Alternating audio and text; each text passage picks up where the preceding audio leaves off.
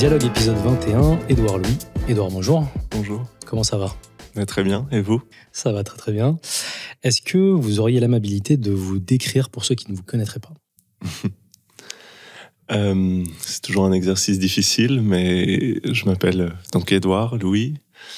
Je suis écrivain, je suis combattant expérimental. Je porte des combats partout où je le peux, dans la littérature, dans la politique, au théâtre.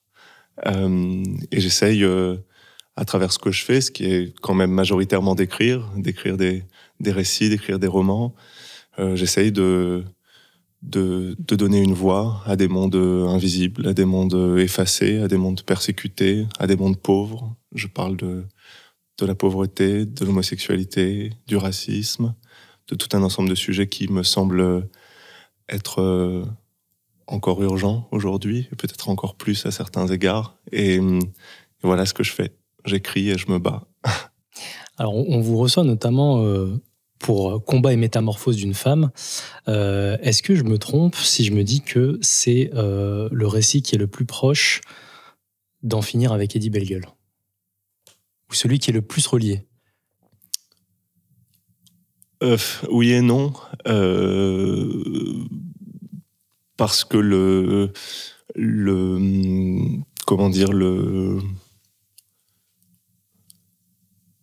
c'est un livre qui a été pensé à un moment totalement différent de ma trajectoire, avec un angle complètement autre. En finir avec Eddie Bellegueule décrivait une enfance gay, persécutée par l'homophobie, racontait comment, comme gay vu et perçu comme efféminé par les autres, j'ai pas trouvé de place à l'intérieur du monde de mon enfance, à l'intérieur de ma famille, dans la classe sociale dans laquelle j'évoluais, et que dès le moment de ma naissance, j'ai appris l'insulte en même temps que mon prénom. J'ai su que j'étais pédé avant de savoir que j'étais Eddie, ou plus tard Édouard. Et dans cette incompréhension et dans cette impossibilité, il y avait aussi ma mère. Ma mère faisait partie de ce monde qui me comprenait pas ce que j'étais, qui comprenait pas qui j'étais, qui me rejetait. Tout de suite, l'histoire de ma relation avec ma mère a été l'histoire d'une relation impossible. Dès l'enfance, je me suis exprimé, j'ai parlé, j'ai appris le langage, comme à peu près tout le monde. Et ma mère s'est retrouvée mise face à un être qu'elle comprenait pas. Elle me disait: pourquoi t'es pas comme les autres garçons? Pourquoi t'aimes pas le foot comme les autres garçons? Pourquoi tu parles comme une fille? Pourquoi t'as des manières? Et l'histoire de la relation avec ma mère était pas une histoire. Et Combat et métamorphose d'une femme, c'est un livre qui revient beaucoup plus tard, une fois que je suis parti. Je suis parti de ce village, de cette famille dans laquelle j'avais grandi, parce que j'y trouvais pas ma place. Pas parce que j'étais plus intelligent ou plus sensible ou plus porté vers les études que les autres. C'est aussi ce que j'ai voulu raconter à travers mes livres. Je trouve que très souvent, les récits d'outsiders, les récits de gens qui fuient, sont structurés par la même narration encore et encore, qui est l'histoire, si vous voulez, un peu d'une fleur au milieu de la boue, de quelqu'un qui serait sensible, intelligent, fin, dans un monde grossier, dur, intolérant. C'est un peu l'histoire de Billy Elliot et tout ça, et même dans des pôles plus sérieux de la création, dans Le Rouge et le Noir de Stendhal.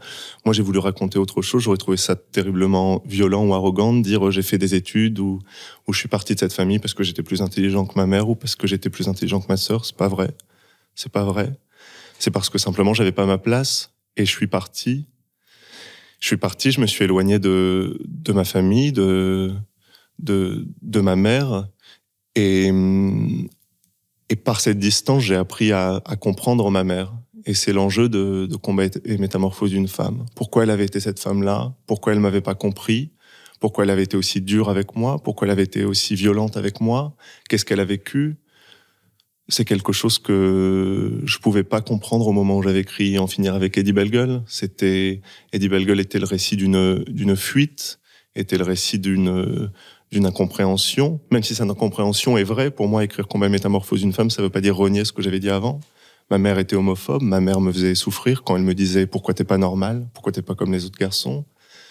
Mais sans doute, il m'a fallu un deuxième temps pour comprendre que cette femme avait souffert et que les souffrances qu'elle me faisait vivre étaient sans doute des conséquences directes des souffrances qu'elle avait vécues. Donc quand vous parliez de ce que je fais, de mon travail, peut-être que c'est ça que j'essaie de comprendre avant tout, les cycles de la souffrance et les cycles de la violence, et d'où elle vient cette violence, pourquoi elle est là. C'est ça que j'essaie de faire. Vous dites même la violence, c'est ce qui nous constitue en tant qu'être. Oui, je pense que la violence, elle est un acte de naissance pour beaucoup d'entre nous, pour une grande majorité d'entre nous, presque pour tout le monde. C'est une phrase que j'ai beaucoup dite parce qu'elle est au cœur de mon projet littéraire, mais vous arrivez au monde, vous êtes jeté au monde, on vous dit sale pédé, sale arabe, sale noir, sale juif, tu n'es qu'une femme, reste à ta place, tais-toi. Et au fond, c'est rare d'être totalement dominant, d'être blanc, homme, hétérosexuel, riche, d'une famille riche, sans autre problème d'ailleurs, parce qu'on peut être dominant et je sais pas, être un homme blanc hétérosexuel qui a été abusé sexuellement par son père, je sais pas. Il y a presque pas de trajectoires qui se sont pas ancrées à un moment donné dans la violence. Et pour moi, l'histoire de l'existence, c'est l'histoire de cette violence comme acte de naissance et de la manière dont on essaye de s'en défaire, dont on peut essayer de s'en défaire, ou la manière dont on est tellement pris dans cette violence que on peut même pas essayer de s'en défaire, qu'on n'a pas même idée de s'en défaire. Et mes livres racontent ça aussi, racontent l'histoire de gens qui pas seulement n'ont pas pu échapper à la violence, mais n'ont pas pu vouloir échapper à la violence, parce qu'elle les avait constitués dans leur chair, dans leur peau, dans leurs muscles, dans leur tête, et que très souvent, la violence, quand elle nous entoure, on finit par ne plus la voir, La pauvreté du monde de mon enfance que je décris dans mes livres, c'était la pauvreté que mes parents avaient vécue, que mes grands-parents avaient vécue, que mes cousins vivaient, que mes cousines vivaient, que mes voisins vivaient. Et donc, à un moment donné, c'était une violence qui était plus remise en question, parce que c'était la vie, c'était la norme, c'est comme ça qu'on vivait. Et qu'est-ce qui fait que parfois le monde nous donne même pas les instruments pour voir à quel point cette violence est intolérable et à quel point le monde n'a pas le droit de nous réserver ça. Je pense que c'est aussi une question que je me pose et que j'essaie de poser. Je me souviens qu'à la sortie de En finir avec Eddie Bellegueule, d'aucuns vous avez accusé d'être un transfuge de classe qui avait un petit peu une sorte de vision teintée disons le mot de mépris de classe. Vous aviez rétorqué avec une formule qui moi m'avait interpellé. Vous aviez dit que c'était l'inverse et que vous auriez pu appeler ce livre Excuses sociologiques. Il y a deux choses. La première chose, c'est que j'ai l'impression que souvent, quand on parle des classes sociales et des classes populaires, la vision qu'on a des classes populaires, elle est héritée d'une vision fantasmée et ancienne, d'une vision née il y a 50 ans, d'une vision des partis communistes du milieu du XXe siècle, qui sont un peu les idées des classes populaires comme des bons vivants, des combattants, des authentiques, et au fond, moi j'ai commencé à écrire parce que je trouvais pas ma place dans ce récit-là. Que moi j'avais grandi dans ce monde-là et que dans ce monde-là on m'avait dit pédé, on m'avait dit pédale, on m'avait dit tantouze, on m'avait dit tarlouse. Moi j'avais pas vu un monde bienveillant ou accueillant vis-à-vis de ce que j'étais. Et si je commençais à réfléchir, je me rendais compte que mon père disait à ma mère, tu restes à la maison, t'élèves les enfants, tu te tais, tu parles pas, tu sors pas trop, tu t'exprimes pas trop ce que tu es, tu te maquilles pas. Mon père disait à ma mère, tu te maquilles pas, c'est les putes qui se maquillent, tu restes... Et donc j'ai commencé à me dire, mais cette vision à gauche, qui est l'espace dans lequel je me situe, dans lequel je pense, dans lequel je me déploie et dans lequel j'écris,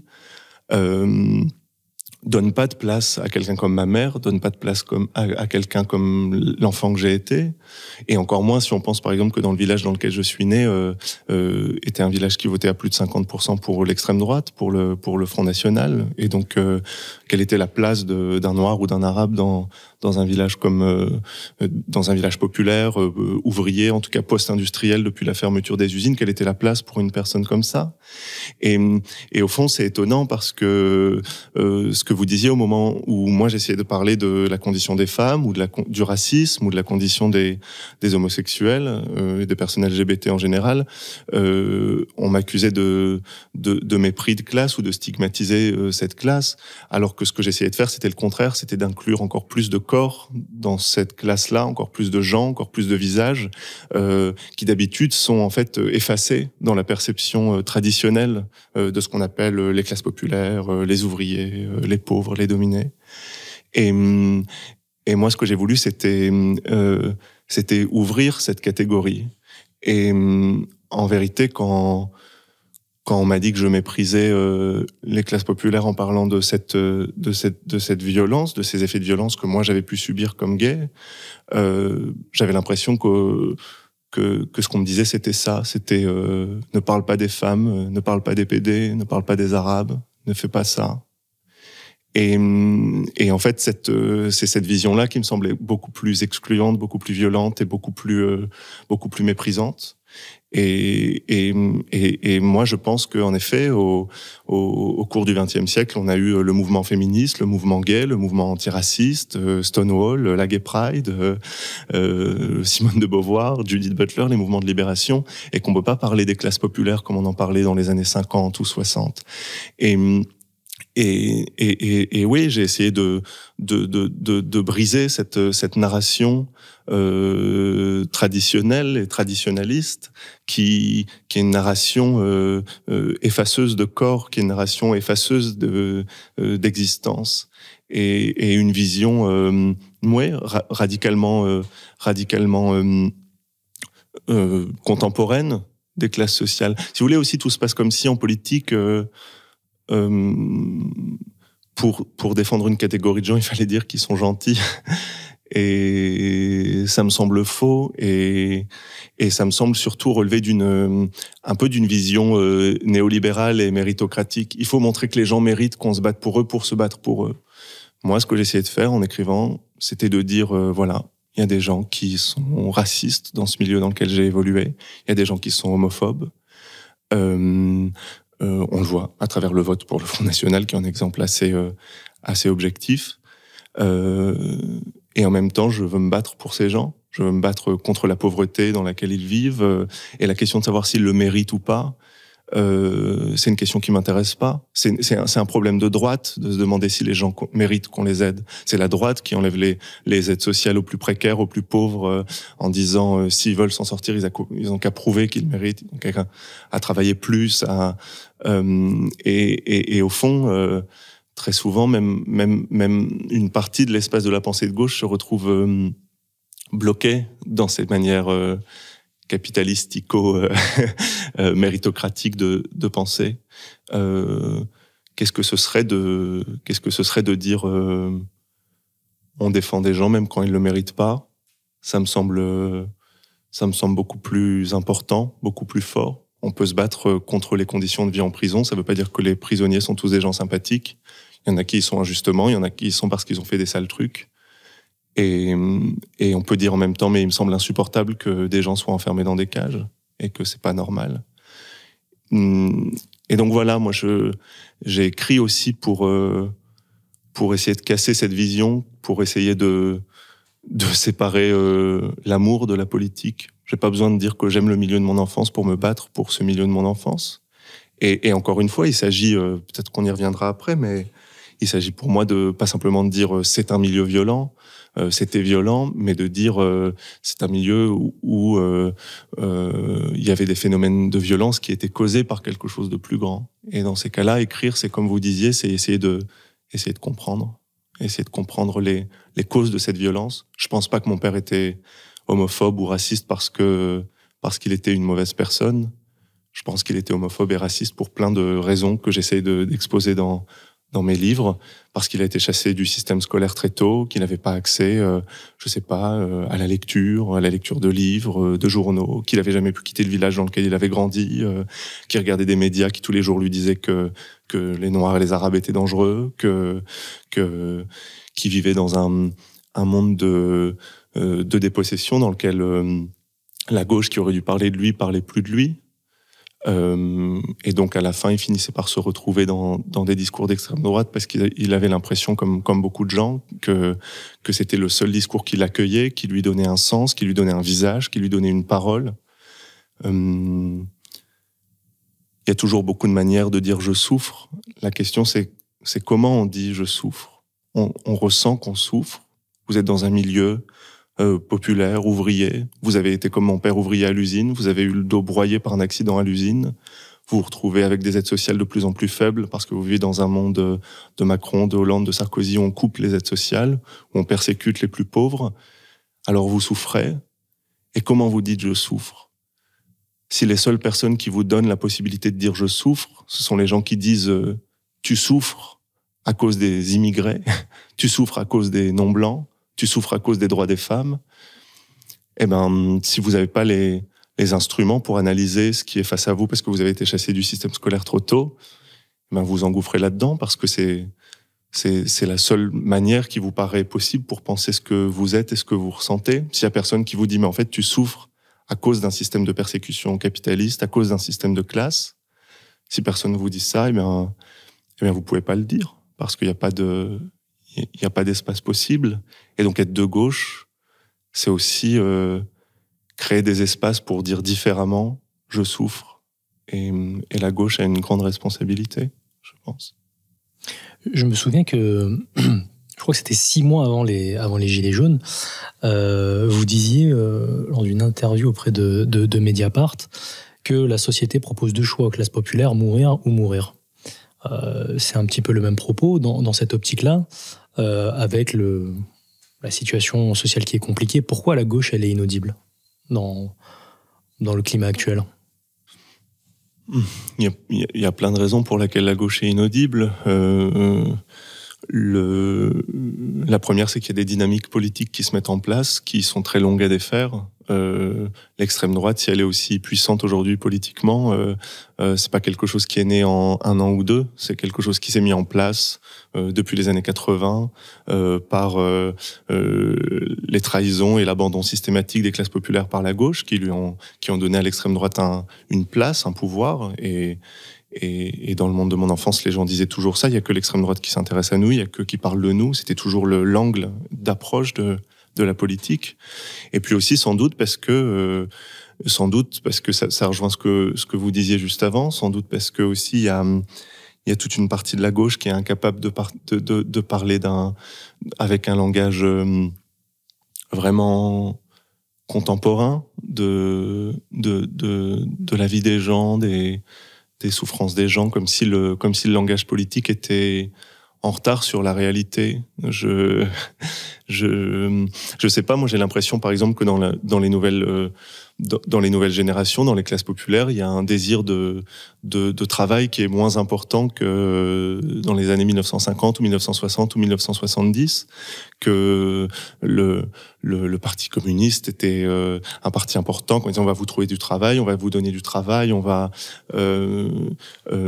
créer de l'emploi, moi ce que je crois c'est qu'aujourd'hui il y a une défiance plus grande vis-à-vis du travail. Les gens en ont marre de faire des travails mal payés, dans lesquels ils sont exploités, dans lesquels ils sont humiliés. Il y a une prise de conscience de ça, de plus vouloir aller se crever le dos à l'usine, ou de plus vouloir aller se crever le dos dans un certain nombre de situations insupportables. Je pense que la gauche, elle devrait donner des possibilités pour penser ça, pour formuler ça, ou par exemple le désir de plus avoir de hiérarchie. Pourquoi il y a tant de gens qui préfèrent faire par exemple Uber, sachant qu'ils galèrent potentiellement encore plus économiquement, plutôt que d'aller faire un travail traditionnel dans une boîte, dans une entreprise, dans un supermarché. C'est parce qu'il y a une défiance de plus en plus grande vis-à-vis des système hiérarchique. Et ça devrait être une nouvelle extraordinaire pour la gauche. On devrait se dire, mais si les gens sont défiants vis-à-vis de la hiérarchie, par rapport à quelqu'un comme mon grand-père, par exemple, qui était dans une forme d'aliénation, qui était, il faut travailler, il faut se taire, il faut baisser la tête, ça a changé. Et j'ai pas l'impression que la gauche aujourd'hui se saisisse particulièrement de ça. Et donc il y a tout un langage à réinventer, je crois aussi. Et puis aussi une capacité sans doute plus difficile à se mobiliser politiquement, parce que l'histoire de ces dernières décennies en politique, c'est l'histoire d'une persécution des classes populaires. Et quand vous êtes persécuté, quand vous êtes écrasé, c'est beaucoup plus dur de se mobiliser. Je crois que, vous savez, quand on parle justement encore une fois des questions de classe ou des questions de conflits de classe, on parle toujours d'exclusion. Les classes populaires sont exclues, mais si on se penche un petit peu sur l'espace du discours, l'espace médiatique et l'espace politique, on se rend compte qu'au contraire, il y a une obsession des classes populaires dans le discours. Il y a des hommes et des femmes politiques qui passent leur temps à dire ils ne travaillent pas assez, ils profitent trop d'aide sociale, ils sont dangereux, ils sont problématiques. Je pense notamment ils sont dangereux, ils sont problématiques quand il est question des banlieues, des Noirs et des Arabes. Je pense à tout ce qu'on entend en fait, qui est une forme de souci permanent des classes populaires, mais de souci de leur enlever le plus possible, de leur prendre le plus possible, de leur enlever des droits sociaux, des acquis sociaux. L'histoire de la parole macroniste dans l'espace public, c'est l'histoire d'une persécution des classes populaires, des milieux populaires. Et encore une fois, c'est encore plus vrai si vous êtes noir ou arabe, et que l'espace public est un espace de persécution par la police, par la violence policière. S'exclure, c'est presque un luxe de pouvoir s'exclure du monde dans lequel on vit, de dire je suis pas content. Moi, j'en connais des bourgeois qui disent j'aime pas ce qui se passe en France, je m'en vais. Mais pour ça, il faut de l'argent, il faut, je sais pas, des diplômes ou des connaissances ou pas, je sais pas, une famille avec des enfants qui vous retiennent et qui rendent beaucoup plus difficile le fait de partir. Et je pense que on comprendrait beaucoup plus de choses à la politique si on pensait la politique comme espèce de persécution. On enlève des remboursements de médicaments aux plus pauvres et aux plus précaires. On enlève l'allocation chômage aux plus précaires, en disant bon ça va, ils ont qu'à travailler plus, ils ont qu'à être plus entreprenants, ils ont qu'à être ça les encouragera à retourner à l'emploi si on leur enlève. Et en fait moi je vois partout et j'entends partout des paroles sur les pauvres et sur les classes dominées. Sauf que c'est des paroles d'insultes, c'est des paroles de mépris et de persécution. Et donc le écrire pour moi c'est lutter contre cette persécution encore plus que lutter contre l'exclusion. Je reviens également, encore une fois, à en finir avec Eddy Bellegueule et le lien avec ce que vous venez de dire, c'est-à-dire que vous montrez également que même au sein des milieux populaires, il y a une forme de mépris envers celui qui est perçu comme plus pauvre, ou vous décrivez certains qui avaient des maisons plus sales que la nôtre, etc. C'est un mécanisme que vous décrivez également. Oui, il y avait des mécanismes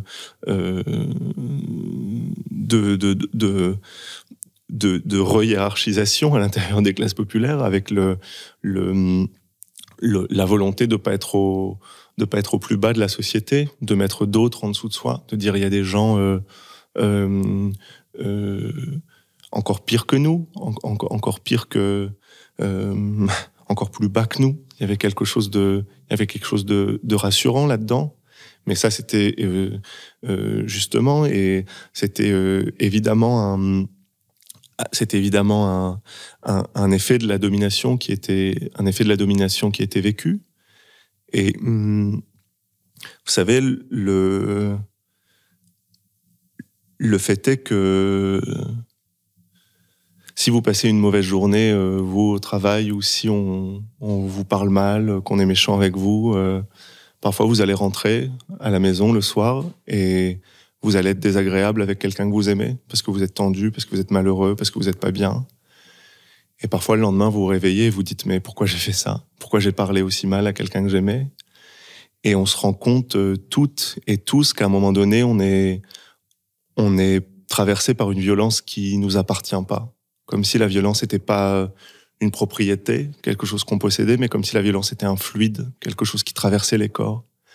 Et cette situation qu'on peut vivre, vous ou moi au travail, que moi je peux vivre en tant que privilégié, quand vous appartenez à des milieux dominés, populaires, que vous posez toujours, tous les jours, et toujours la question de qu'est-ce que je vais manger, comment je vais payer mon loyer, comment je vais acheter des chaussures à mes enfants, comment je vais pouvoir les emmener en vacances, peut-être que je les emmènerai jamais en vacances. Cette situation de stress, elle est beaucoup plus... elle devient quotidienne, elle devient votre vie quotidienne. C'est comme si vous vous y insultez tous les jours au travail, sauf que ça devient votre condition de vie, votre condition d'être, et c'est ça que j'essaie d'analyser à l'intérieur de mes livres. C'est cette perpétuation de la violence qui fait que quand on subit la violence tous les jours, à tous les niveaux, on la reproduit sur d'autres, à d'autres niveaux, parce que la violence finit par utiliser notre corps comme un courant. La violence qui est un fluide utilise nos corps comme des corps conducteurs, comme des courants conducteurs. Et moi, je suis persuadé que si le monde avait donné une vie moins dure et moins pourrie à mon père, il aurait été plus généreux avec moi, il aurait été moins tendu, moins malheureux. Je peux le dire aujourd'hui parce que je connais des gens comme ma mère, qui sont un peu moins oppressés qu'à un moment donné de sa vie. Et j'ai vu à quel point le fait de se décaler un peu par rapport à l'oppression lui donnait une beaucoup plus grande possibilité de la générosité, de l'apaisement. Ça veut pas dire, je sais aussi qu'il y a des gens, il y a des mystères, il y a des gens qui vivent les vies les plus dures et qui sont les personnes les plus généreuses du monde. Je sais, il y a aucune loi, rien de ce que je dis n'est absolu, aucune loi que j'énonce n'est absolue. Mais pour moi, la politique, c'est aussi ça. La politique, c'est aussi la possibilité de la générosité.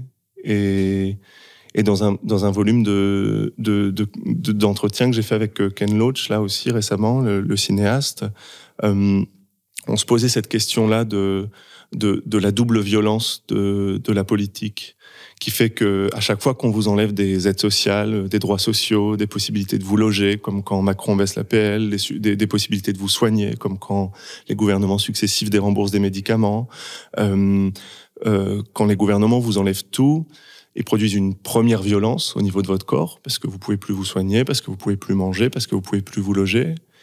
Et en plus de ça, ils produisent une deuxième violence au moment où, parce que vous vivez sous tension, vous serez moins généreux avec les gens qui vous entourent, que vous serez plus dur avec les gens qui vous entourent, que vous serez moins tolérant. Et on pense jamais à ce deuxième niveau de la politique, à quel point la politique détruit pas seulement nos corps de classe ou nos corps politiques, mais à quel point nos corps sociaux, mais à quel point la politique détruit nos corps intimes une deuxième fois. Et j'ai l'impression que je me bats et j'écris pour ça aussi, pour cette possibilité de la générosité. Ce qui ne veut pas dire que les dominants, qui eux ont les privilèges, sont généreux, mais les dominants, eux, ont intérêt à pas être généreux parce qu'ils ont intérêt à garder leur position de domination. Donc ça marche pas dans les deux sens. Et les théorèmes des logiques sociales sont pas les mêmes selon qu'on parle des classes dominantes ou des classes dominées. Ça mène à une question qui me fait un peu sourire, mais à quel moment on devient un dominant? Parce que quelque part, vous-même, vous êtes devenu un dominant dans votre milieu. Oui. Quelque part. Oui, on devient dominant quand on a accès à soit du capital économique, de l'argent, du capital culturel, des diplômes, un accès à la culture, du capital social, toutes ces formes de capital que Pierre Bourdieu a analysé dans ses travaux. On le devient quand on a un pouvoir sur le monde et quand on quand on a un pouvoir sur quand on a un pouvoir sur les autres. Oui, je pense que c'est pas si difficile de voir où sont les dominants et où sont les dominantes. Et que après, ça veut pas dire qu'il n'y a pas des dominants qui sont des alliés objectifs de la lutte contre la domination. Mais oui, il y a, si vous voulez, un monde qui se manifeste aussi à certains endroits, à certains moments. Je me souviens qu'en France, pendant les Gilets jaunes, ou pendant les révoltes des banlieues d'ailleurs, au début des années 2000, même si j'étais tout petit, je m'en souviens. Je me souviens que ces mouvements opéraient comme des tests de vérité sur les dominants et sur la bourgeoisie. Et pour moi, c'est ça aussi un grand mouvement social. C'est peut-être pas un mouvement qui arrive à transformer tout de suite le réel. C'est pas tout de suite un mouvement qui arrive à transformer les gens. On changera pas les dominants du jour au lendemain. Ils vont pas se mettre à vouloir aider les pauvres, à vouloir lutter contre l'homophobie, à vouloir lutter contre le racisme. Il faut pas rêver. Mais au moins, ce que peut faire un grand mouvement social, c'est les forcer à dire qui ils sont. Et si les dominants nous disent qui ils sont, à ce moment-là, on a une prise sur eux.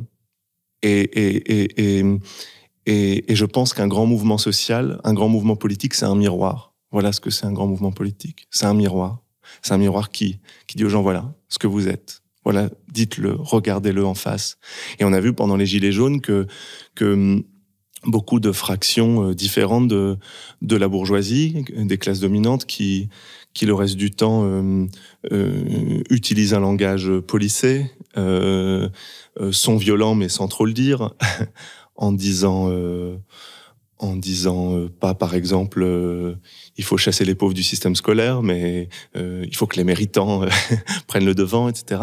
Toute une technologie du langage qui vise à jamais dire la vérité, la réalité. Au moment des Gilets jaunes, ont été forcés de dire qui ils étaient, ce qu'ils pensaient vraiment des dominés. Et donc, on l'a vu dans l'espace médiatique, on entendait des commentateurs, des commentatrices dire regardez, les pauvres, ils sont ridicules, ils sont gros, ils sont moches, ils sont mal habillés. Il y avait des plaisanteries, même dans l'espace médiatique qui se pense comme sérieux, sur les chansons que chantaient les Gilets jaunes, sur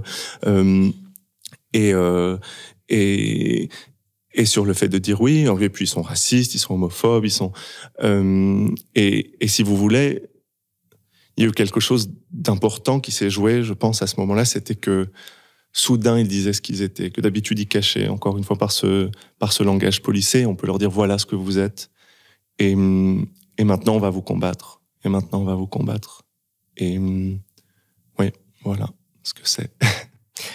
Vous avez parlé des banlieues, ça me fait penser que, tout comme la condition des classes populaires, vous abordez le racisme dans votre famille en plus de manière assez frontale. Dans l'épilogue d'En finir avec Eddie Bellegueule, qui est, pour souvenir, l'épilogue, c'est le moment où vous racontez quand vous partez physiquement avec votre sac de sport qui avait appartenu à votre frère, à votre sœur avant vous. Vous dites, en arrivant à la gare, la peur des Noirs et des Arabes s'est atténuée. Oui, je raconte juste avant que j'étais jamais allé dans une ville. Enfin, j'y allais quelques fois quand j'allais au supermarché, à la périphérie de la ville, mais jusqu'à 15 ans, jusqu'à l'arrivée au lycée, j'avais grandi dans un tout petit village. Et j'avais jamais vraiment marché dans une ville. Et donc, quand je suis arrivé à Amiens, où j'ai fait mes études, mon père, qui reproduisait les discours qui avait cours dans le village, disait attention, c'est dangereux la ville, parce qu'il y a des étrangers, des immigrants, mon père disait, même si c'était des gens français, bien sûr. Enfin, vous connaissez la rengaine. Et bon, évidemment, comme enfant de 14 ou 15 ans, j'avais absorbé ce que disait mon père. Et quand je suis arrivé, j'avais peur. Et puis après, j'ai commencé à me définir contre les discours de mon père, contre ce qu'il avait dit, la manière dont il le pensait. Mais ce que je crois, c'est que aussi la responsabilité de la gauche, elle est importante à ce niveau-là, dans la mesure où le racisme des classes populaires dans mon enfance, des classes blanches, rurales du monde dans lequel j'ai grandi, c'était pas un racisme idéologique. Les gens disaient toujours les Noirs et les Arabes, et ils votaient pour le Front National. Et puis, à chaque fois que vous les écoutiez, ils vous disaient « Ah oui, mais j'ai rencontré un Arabe, mais lui, il était bien, lui, il était sympa. Lui, et toi, t'es noir, mais je t'aime bien quand même. » Et au fond, le racisme que j'ai pu rencontrer dans les classes dominantes plus tard dans ma vie était beaucoup plus dur parce qu'il était idéologique, il était idéologisé, il était pensé à travers des idéologies de droite, à travers des idéologies conservatrices, à travers des idéologies réactionnaires, alors qu'il y avait toujours, chez quelqu'un comme mon père ou chez quelqu'un comme mes frères, il y avait toujours la possibilité pour autre chose, parce qu'ils n'avaient pas appris dans des discours ce racisme. Ils n'avaient pas lu des essais, ils n'avaient pas lu des essais de droite, ils n'avaient pas ou d'extrême droite, ce qui revient au même. C'était des discours qui étaient répétés, qui étaient reproduits depuis toujours, et au fond, c'était des discours qui étaient précaires. L'expérience des classes populaires, c'était pour moi une expérience de schizophrénie sociale. Mon père avait honte de moi parce que j'étais efféminé, parce que j'étais pas assez masculin pour lui, parce que j'étais pas le petit garçon dont il avait rêvé. Et en même temps, il était fier de moi parce qu'il voyait que j'étais différent, parce que j'étais moins, je sais pas, bagarreur, j'étais moins dur à l'école, donc j'étais un peu moins exclu à l'école. Je m'auto-excluais moins que les garçons qui souvent le vivaient comme un enjeu de masculinité, d'envoyer promener les profs. Et à un moment donné, la question c'est qu'est-ce que vous faites pour qu'une partie de l'individu prenne le pas sur l'autre? Qu'est-ce que vous faites pour que cette partie de mon père qui avait par exemple aussi un jour défendu un gay qui se faisait agresser dans le village, il y avait un petit bal, je raconte d'en finir avec Eddie Bellegueule, il y avait un petit bal dans le village comme il y en avait souvent dans le coin avec des soirées sosie de Johnny et tout ça, et il y a un groupe de garçons qui a agressé un gay comme ça, un collectif, hein, parce qu'on sait d'ailleurs que la raison numéro 1 de l'agression homophobe, c'est le collectif masculin. C'est beaucoup plus que toute forme de, je sais pas, classe sociale, religion, appartenance. C'est le fait de mettre des corps masculins ensemble à plusieurs. Et donc c'est ce qui s'est passé ce jour-là. Et 4 ou 5 garçons qui sont jetés sur un garçon gay. Et mon père est allé, a dit vous le touchez pas ou je vous casse la gueule. Et c'était le même père, c'était la même personne qui à la maison des fois me disait il faut cramer les gays, il faut cramer les pédés plutôt, avec les Arabes ensemble. Et qu'est-ce qui fait que l'un prend le pas sur l'autre? Qu'est-ce qui fait que l'un prend le dessus sur l'autre? Ce qu'il faut changer, c'est les structures et les discours. Et quand on change les structures et les discours, on change les gens. On change les gens. On sait que après la chute de régimes dictatoriaux, fascistes par exemple, beaucoup de gens qui étaient des adhérents au fascisme redeviennent la petite boulangère du coin ou le petit épicier du coin. Et parce qu'à un moment donné, il n'y a plus les structures ou les discours qui leur permettent de mettre en avant cette part sombre de ce qu'elles ou de ce qu'ils sont. Et c'est pour ça que l'enjeu de la parole est important, je crois. Je vais rebondir sur ce que vous avez dit il y a 3-4 minutes. C'est pensée de droite ou d'extrême droite qui revient à peu près à la même chose. Est-ce qu'il n'y a pas bon, je dis, le mot est un peu fort, mais est-ce qu'il n'y a pas un danger à ne pas discerner? Non, je pense que il y a un danger à discerner. Je pense qu'il y a un danger à discerner cette frontière parce qu'il y a des modes de pensée, il y a des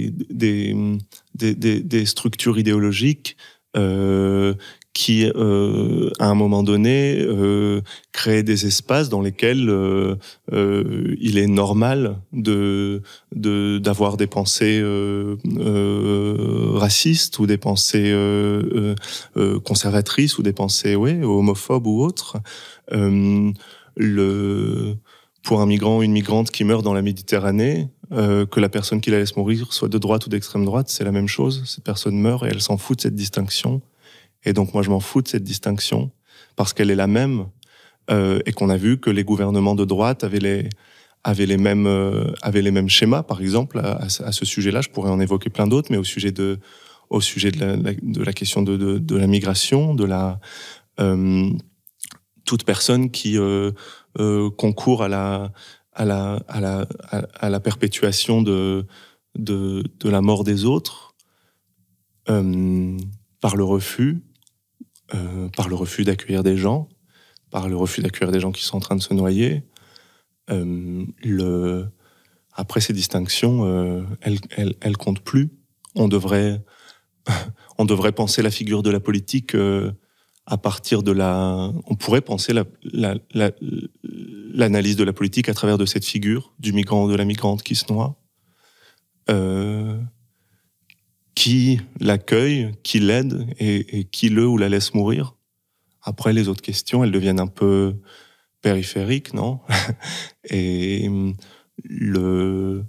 donc oui, moi je pense que de la droite à l'extrême droite, il y a un continuum de violence, et c'est ce que j'avais essayé de dire dans Qui a tué mon père, le livre que j'ai consacré à la vie de mon père et à l'histoire de mon père. C'est que la politique, c'est la capacité à créer des catégories de population qui sont exposées à une mort prématurée, Et donc, une droite qui s'oppose au fait qu'on parle par exemple de l'homosexualité à l'école, aux enfants à l'école, et ben c'est une droite qui permet que l'homophobie reste normale, qu'elle se reproduise, que des personnes LGBT soient encore plus persécutées, et que, on le sait, les enfants LGBT se suicident 5, 8, 10 fois plus que les autres. L'enfant LGBT qui se suicide, il s'en fiche, il va pas demander la carte politique de la personne qui a concouru à reproduire le monde tel qu'il est, dans sa laideur et sa violence. Et je pense qu'il est important de pas laisser à celles et ceux qui font la politique le privilège de définir les lignes de la politique. Moi, je leur donne pas ce privilège. C'est pas à eux de définir les lignes. C'est pas à eux de dire que je suis pas comme ça, ou c'est pas à la droite de dire je suis pas comme l'extrême droite. Nous, on a le droit de leur dire, en fait, les lignes, elles sont pas ce que vous dites. Nous, on les voit, les lignes. Elles sont pas là où vous êtes. Et donc oui, je pense que le continuum est là et qu'il faut couper tout à partir de ce continuum et mettre les discours de la droite et de l'extrême droite dans le même champ de l'intolérabilité. Quand j'ai refermé Combat et métamorphose d'une femme, je me suis dit... c'est le livre de l'apaisement et de la réconciliation. Et du coup, je me suis posé la question, mais est-ce que Édouard Louis, il écrit toujours comme un acte de révolte ou pas, maintenant qu'il a l'air un peu plus apaisé, un peu moins torturé? Non, oui, bien sûr. Bien sûr, j'écris des actes de révolte, et pour moi, si je racontais l'histoire de la libération et de la métamorphose de ma mère, puisque c'est ça que je raconte dans Combat et métamorphose d'une femme. Ma mère vit avec mon père, qui, comme je le disais tout à l'heure, l'assigne à résidence. Tu restes à la maison, elle s'occupe des enfants, elle fait la cuisine, elle fait le ménage. Mon père va avec ses copains au café le soir, et ma mère doit l'attendre pour manger, même si on a faim, parce que c'est lui qui doit être le maître du temps, c'est lui qui doit décider, c'est lui qui doit choisir. Ma mère peut pas trop se maquiller parce que ça le dérange, elle peut pas trop exister parce que ça le dérange. Et un jour, quand elle a 45 ans, elle m'appelle une nuit, j'étais déjà parti du foyer familial. Et ma mère me dit, j'ai jeté ton père à la rue. j'ai pris toutes ces affaires dans un sac poubelle, je les ai balancées par la fenêtre, par la porte, j'ai fermé la porte à clé, je lui ai dit de plus jamais revenir. Et à partir de ce moment-là, ma mère s'est réinventée une liberté, elle s'est mise à se maquiller pour la première fois de sa vie, elle allait vivre dans une ville pour la première fois de sa vie, elle est devenue plus souriante, elle le dit elle-même, hein, je la cite dans le livre, elle dit « je suis tellement plus heureuse maintenant ». Et c'est une autre question peut-être qu'on posera après tout à l'heure d'ailleurs, mais c'est une question intéressante sur ce qu'est l'émancipation. Est-ce que je parle du maquillage, mais pour plein de femmes, par exemple, on entend aujourd'hui dans le discours féminisme, le maquillage, c'est une assignation à une position de femme. Il faut être jolie, il faut se faire jolie pour les hommes, il faut paraître pour les hommes, il faut et pour tout un courant du mouvement féminisme, s'émanciper de la violence masculiniste, de la violence hétérosexiste, c'est rejeter un certain nombre d'apparats comme ça qui pèsent sur la figure de la femme. Je ne sais pas si on prend l'exemple paradigmatique de Marilyn Monroe, c'était maquille-toi, fais-toi jolie ou crève. Alors que ma mère, pour elle, dans son milieu, dans son monde, étant donné mon père, étant donné la vie avec mon père, étant donné le contexte dans lequel elle se trouvait, pouvoir mettre du rouge à lèvres, c'était une manière de s'émanciper, c'était une manière de se libérer. Et donc, peut-être que j'en parlerai après, mais je pense que c'est important. C'est quelque chose qui est émancipateur à un moment donné, l'est pas à un autre moment. Et il y a quelque chose qui est émancipateur dans une vie, n'est pas nécessairement dans une autre vie. Et très souvent dans la politique, on a tendance à plaquer des grosses catégories sur ce qui est libérateur, ce qui l'est pas, ce qui est émancipateur, ce qui l'est pas. On l'a vu pendant le mariage gay. Plein de gens disaient le mariage entre deux femmes ou deux hommes, c'est réactionnaire, c'est une institution bourgeoise. C'était un mouvement réactionnaire qui a fait descendre 2 millions de fascistes dans la rue pour s'opposer à ça. On aimerait bien que des choses aussi conservatrices embêtent autant les conservateurs. Et donc peut-être que dans 20 ans, ce sera réactionnaire, peut-être que... mais dans ce moment-là, dans ce contexte-là, il y avait quelque chose de profondément déstabilisateur. Eh bien, le rouge à lèvres, c'est la même chose. Le rouge à lèvres, ça peut être une arme politique d'oppression et ça peut être une arme politique d'émancipation comme toutes les armes politiques. Mais pour revenir à ce que je disais, ma mère s'est émancipée, mais pour moi, écrire ce livre, écrire Combat et métamorphose d'une femme, c'était une manière de penser ce qu'était l'écart entre sa libération et toutes les femmes qui n'ont pas pu se libérer.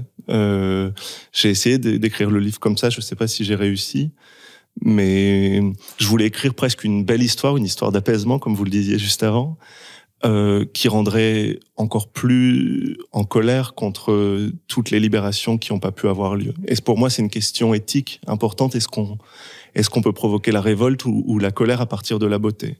Est-ce qu'on peut raconter une belle histoire ? Est-ce qu'on peut raconter l'histoire d'une femme qui se libère, une histoire d'une femme qui s'émancipe, et faire qu'au moment où la personne qui lit le livre découvre cette histoire, elle se sente plein ou pleine de rage contre toutes les libérations qui n'ont pas pu avoir lieu. Et je veux que mon livre soit lu comme ça. Je veux que cette belle histoire soit conçue comme un appel à la révolte contre toutes les histoires qui ont été emprisonnées dans la laideur et dans la tristesse. Et c'est vrai que c'était une manière d'écrire ou de me révolter qui était différente de celle de mes autres livres, mais oui, c'était quelque chose une démarche politique expérimentale. En parlant de la beauté, la première phrase du bouquin, c'est « Tout a commencé par une photo ». C'est justement une photo de votre mère où elle était jeune, les cheveux un petit peu impeccables. Et sur ce que vous disiez, moi, ça m'évoque une question que je poserais si j'étais un détracteur d'Édouard Louis. Je dirais... finalement, il a commencé sa trajectoire littéraire en étant très sévère avec sa mère parce que c'était le moment justement de ce récit-là. Et là, finalement, même si effectivement c'est une histoire qui se finit bien, alors que tout prédestinait le contraire, est-ce qu'on pourrait pas se dire finalement, il s'est réconcilié finalement avec sa mère, mais parce qu'elle est sortie de son milieu?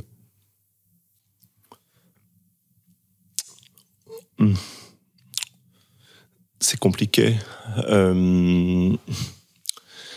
La première chose, c'est que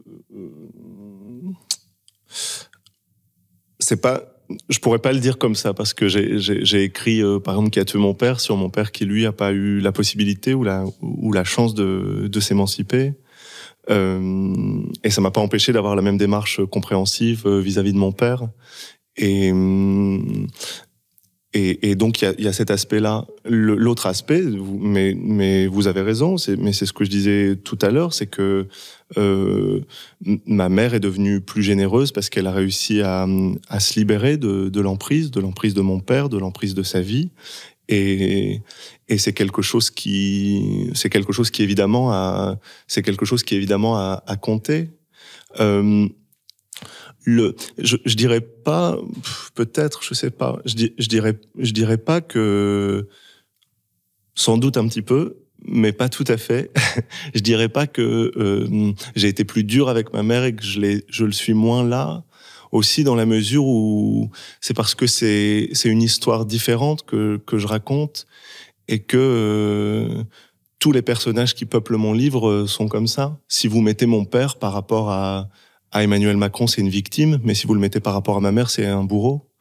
Et selon la manière dont vous allez raconter l'histoire, selon ce que vous allez raconter, la personne sera plus la même. Et dans Combat et métamorphose d'une femme, mon père, à qui j'avais consacré un livre juste avant dans lequel j'essayais de comprendre sa vie et sa trajectoire, là se retrouve encore une fois dur parce que l'angle c'est ma mère et que c'est lui qui la faisait majoritairement souffrir. Et donc il y a cette situation magnifique dans un livre et notamment dans l'adaptation du livre de Wajdi Mouawad qui s'appelle Incendie, dans lequel un jour une femme qui met au monde un petit garçon qui est séparé de lui à la naissance, et plus tard elle est emprisonnée pour des raisons politiques. Et au moment où elle est emprisonnée pour des raisons politiques, elle subit un viol par un des geôliers qui recommence encore et encore.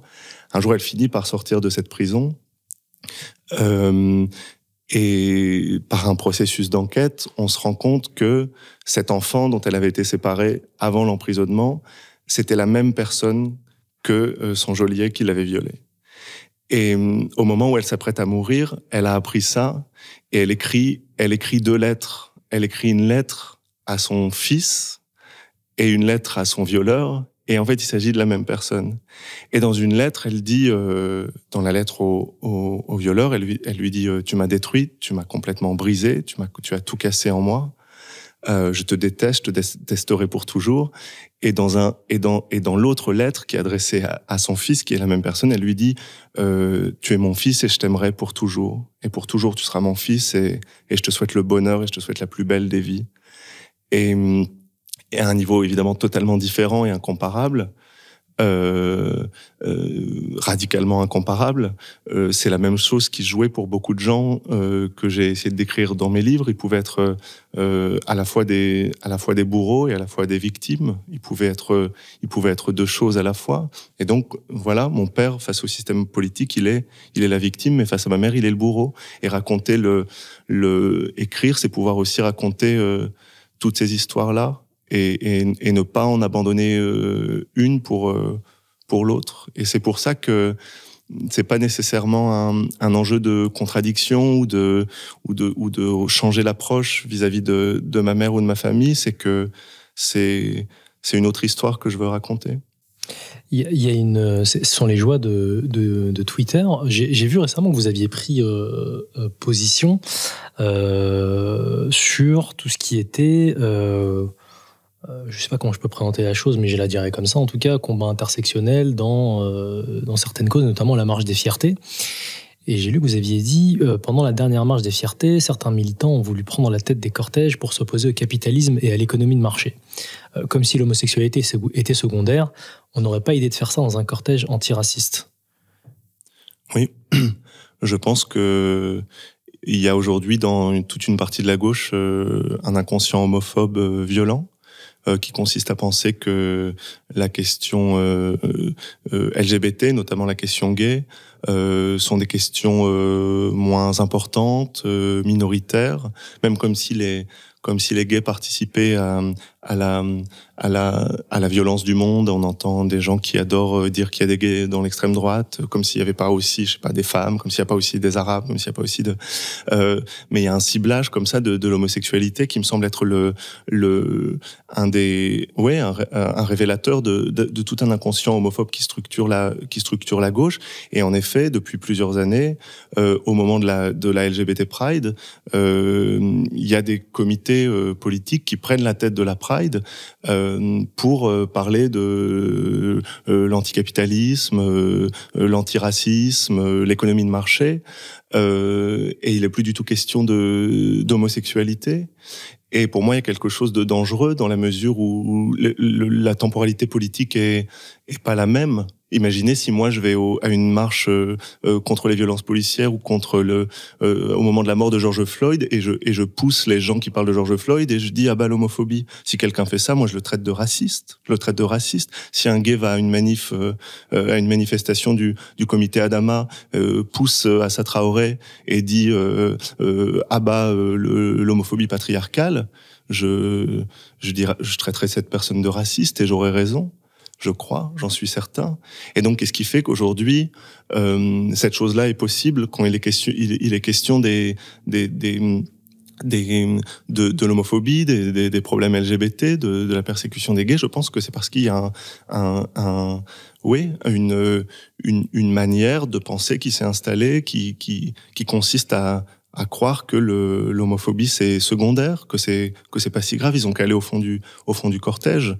Moi, je vais manifester contre la violence du capitalisme avec les Gilets jaunes. Je vais manifester contre les violences policières avec le comité Adama. Je vais à des manifestations d'Extinction Rébellion.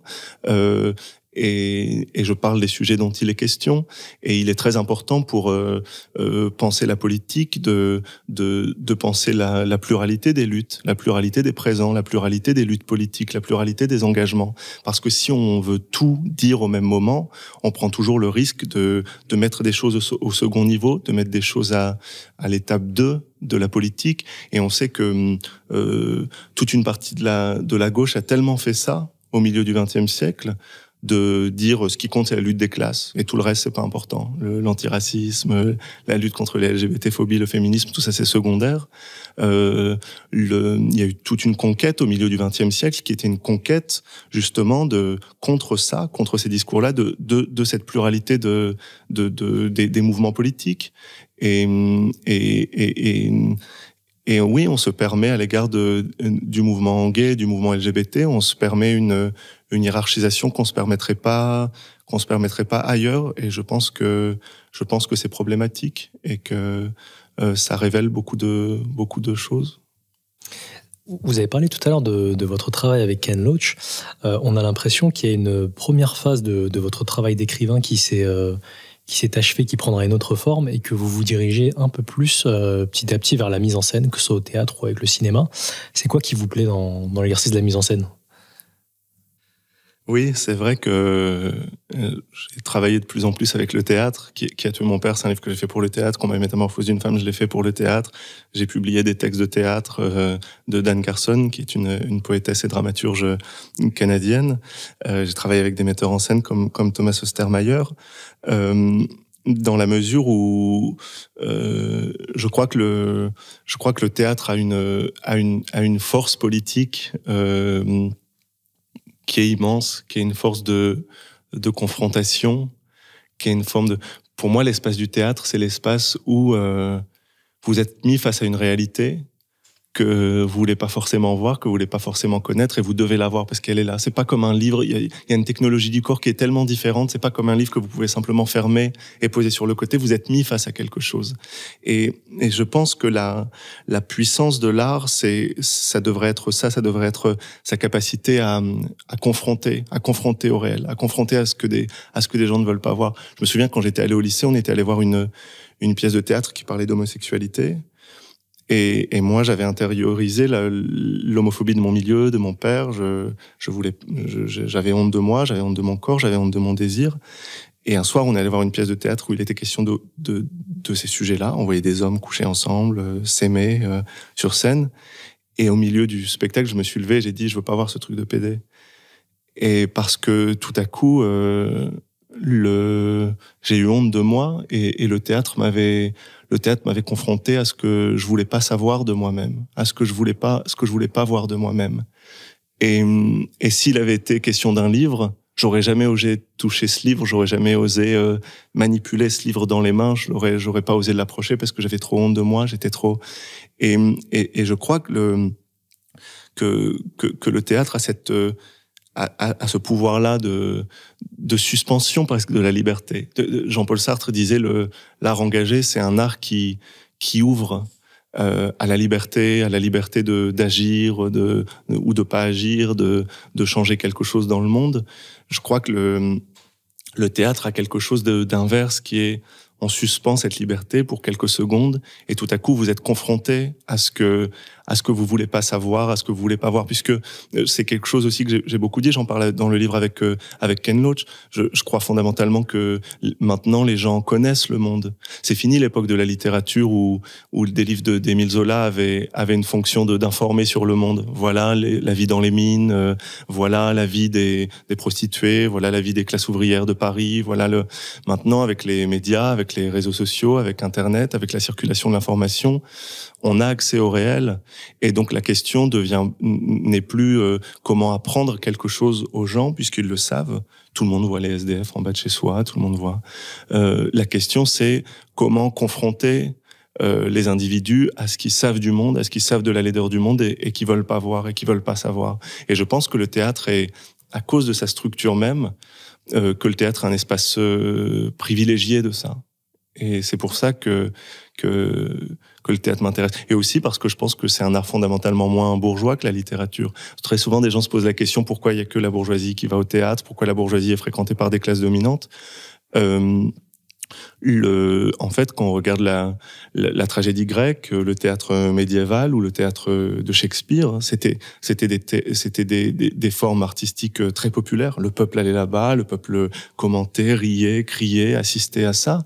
Et en vérité, l'aspect bourgeois du théâtre, c'est quelque chose de beaucoup plus récent. Il y a eu un hold-up des classes dominantes sur le théâtre qui appartient à l'histoire très, très récente. Et donc, je pense qu'il y a une potentialité plus grande dans le théâtre d'être un art plus populaire et donc plus transformateur du monde.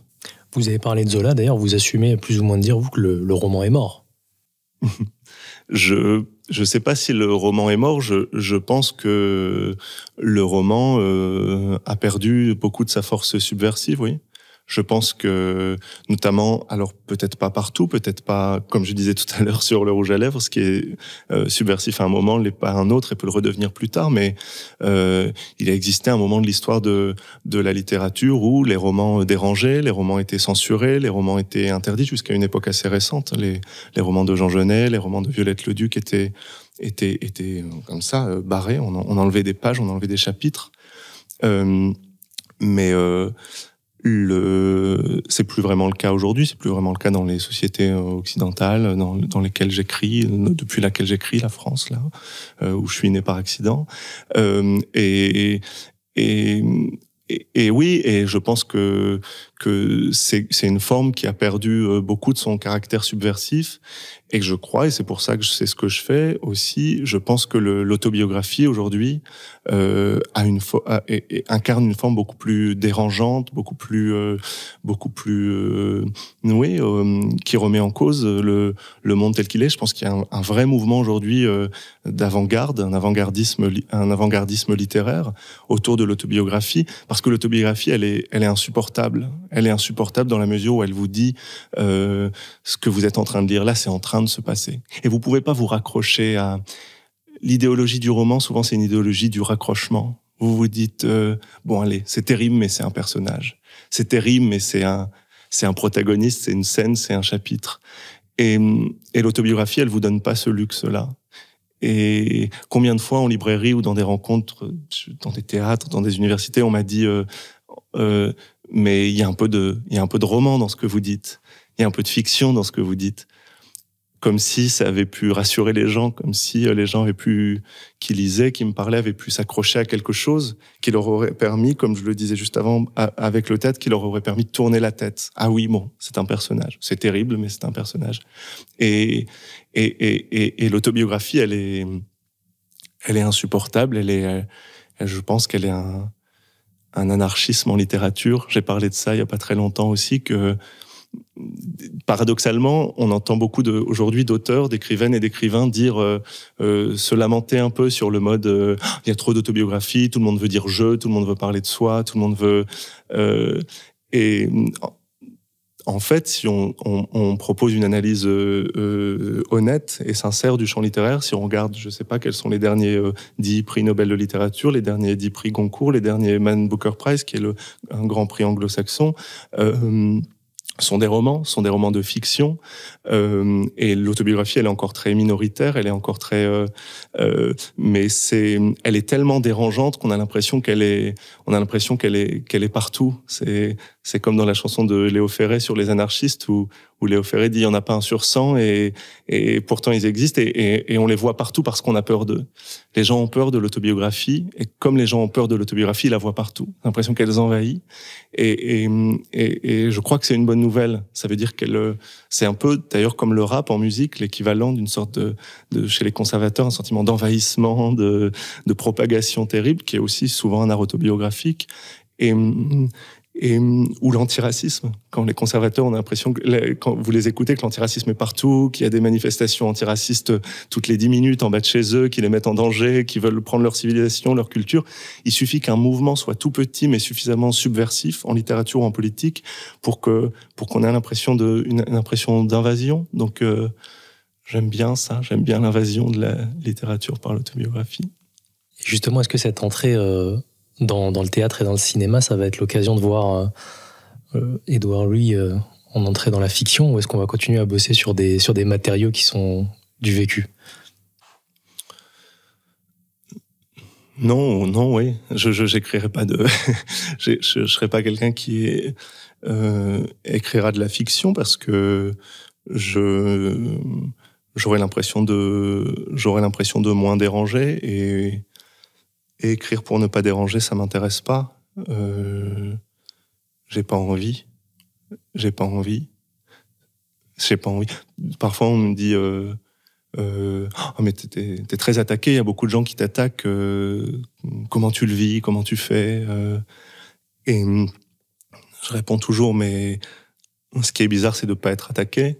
C'est les gens qui sont pas... On devrait renverser l'étrangeté et dire aux gens qui sont pas attaqués, mais pourquoi t'es pas attaqué? Qu'est-ce qui se passe avec toi? Quel est ton problème? Quel est ton problème pour ne pas être attaqué? Ça veut dire que tu remets rien en question du monde, de la manière dont il fonctionne, de la manière dont il persécute, de la manière dont il se reproduit. Et donc oui, je pense qu'il y a eu aussi dans le champ littéraire ces dernières années une telle dépolitisation, déradicalisation de la littérature que la nouvelle norme, c'était d'être consensuel. Et alors que les grands auteurs du milieu du XXe siècle, Marguerite Duras, Jean Genet, Jean-Paul Sartre, Simone de Beauvoir, Aimé Césaire, Frantz Fanon, Violette Leduc, étaient des gens qui produisaient des ruptures et des lignes de fracture. Et il me semble qu'aujourd'hui, ces lignes de fracture, elles sont provoquées par l'anarchisme autobiographique. Ouais. Édouard, merci. Il y a une tradition dans cette émission qui est que lorsque nous devons nous séparer, je laisse le dernier mot à l'invité. Et voici venu le temps du dernier mot. Qu'est-ce que je pourrais dire en dernier mot? J'ai déjà beaucoup parlé.